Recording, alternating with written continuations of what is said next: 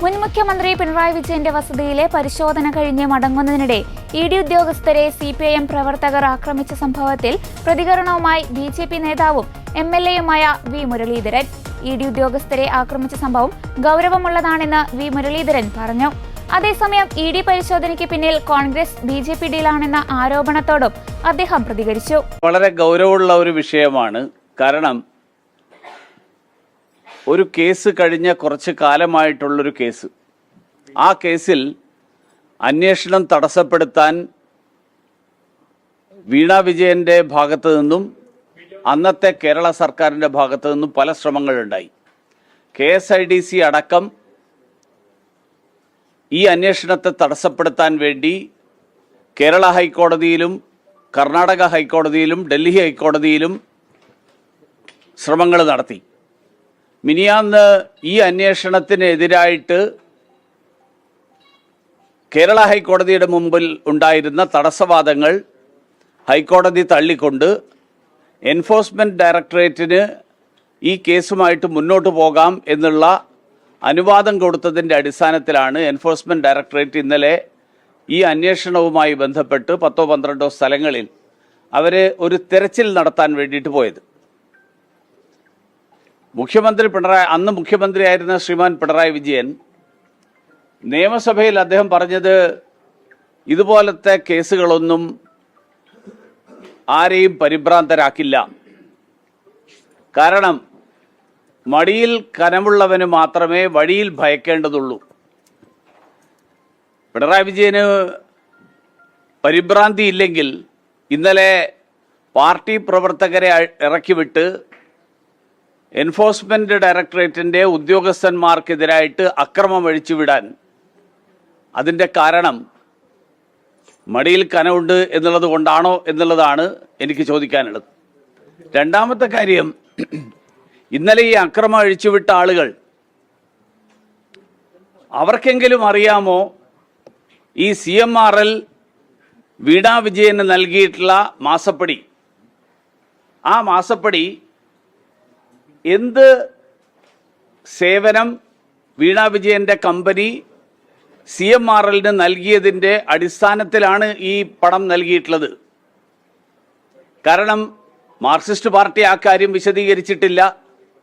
നിയമസഭയിലോ പുറത്തോ മുഖ്യമന്ത്രിയോ അദ്ദേഹത്തിൻ്റെ കുടുംബാംഗങ്ങളോ വിശദീകരിച്ചിട്ടില്ല. എൻഫോഴ്സ്മെൻറ്റ് ഡയറക്ടറേറ്റിൻ്റെയും അതുപോലെ SFIOയുടെയും ഉദ്യോഗസ്ഥന്മാരോടും വിശദീകരിച്ചിട്ടില്ല.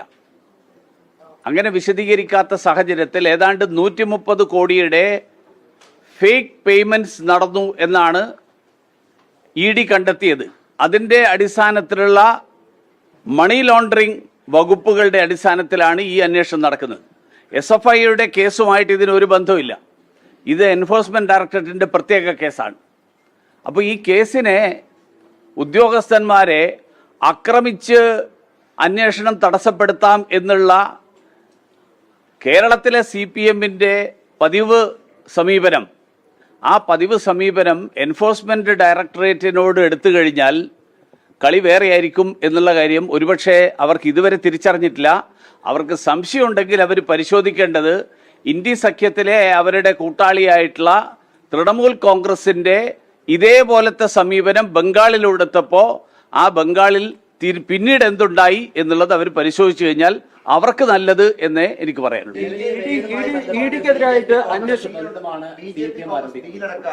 ഞാൻ ചോദിക്കട്ടെ, ഈ കേസ് വന്നത് BJP കോൺഗ്രസ് ഗവൺമെന്റ് വന്നതിന് ശേഷമാണ്. പിന്നെ എന്തിടിയില്ല?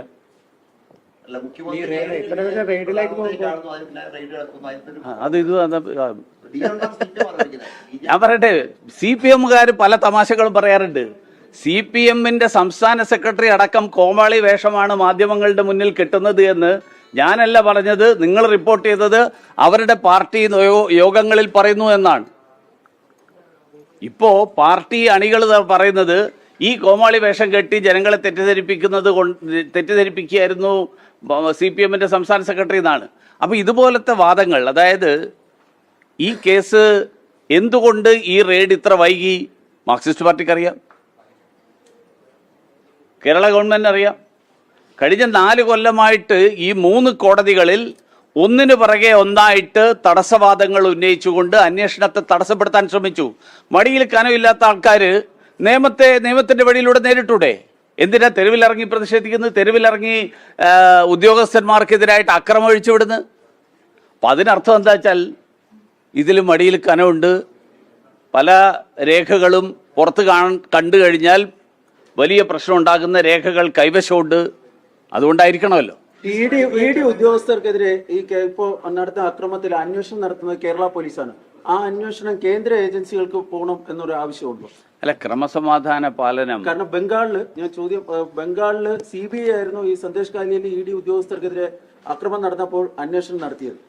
അത് കേരള സർക്കാർ ഇതെല്ലാം പരിശോധിച്ചുകൊണ്ട് ഇന്നലെ എടുത്ത സമീപനം തന്നെയാണ് തുടരാനെങ്കിൽ തീർച്ചയായിട്ടും ഈ പറഞ്ഞ ചോദ്യത്തിനൊരു പ്രസക്തിയുണ്ട്.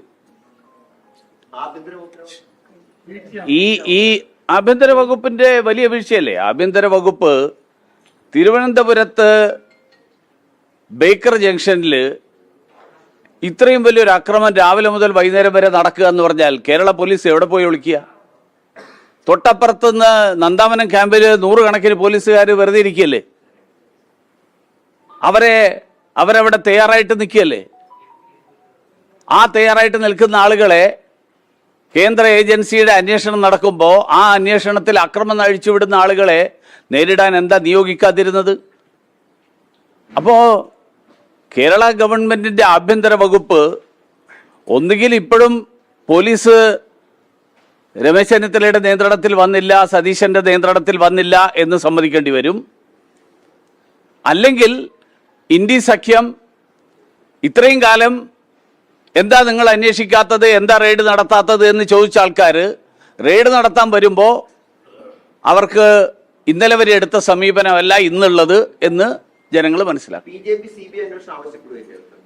ഞങ്ങൾ ഇതിനെക്കുറിച്ച് ഇതുവരെ ആലോചിച്ചിട്ടില്ല. ഞങ്ങൾ നിയമപരമായിട്ടുള്ള കാര്യങ്ങൾ ആലോചിച്ചിട്ട് പറയും. അല്ല, അതൊന്നും നടക്കില്ലല്ലോ. അത് നാട്ടിലെല്ലാവർക്കും അറിയാം.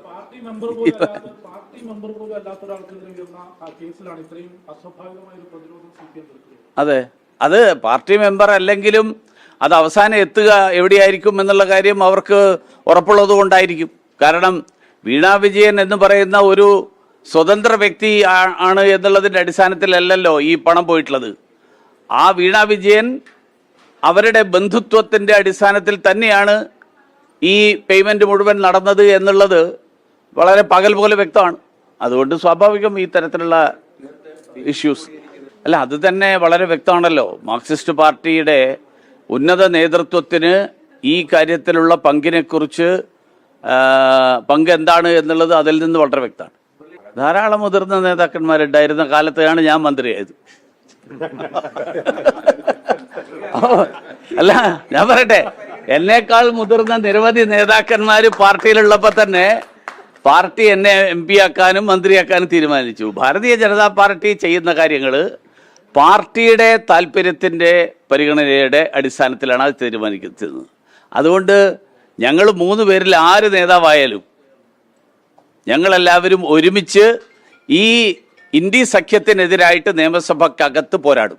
ഗോപകുമാർ അദ്ദേഹത്തിന്റെ സ്പീക്കർ തെരഞ്ഞെടുപ്പിന് ശേഷം നടത്തിയ പ്രസംഗത്തിൽ അദ്ദേഹം പറഞ്ഞത് 137 വേഴ്സസ് 3 അതാണ് നിയമസഭയിലെ.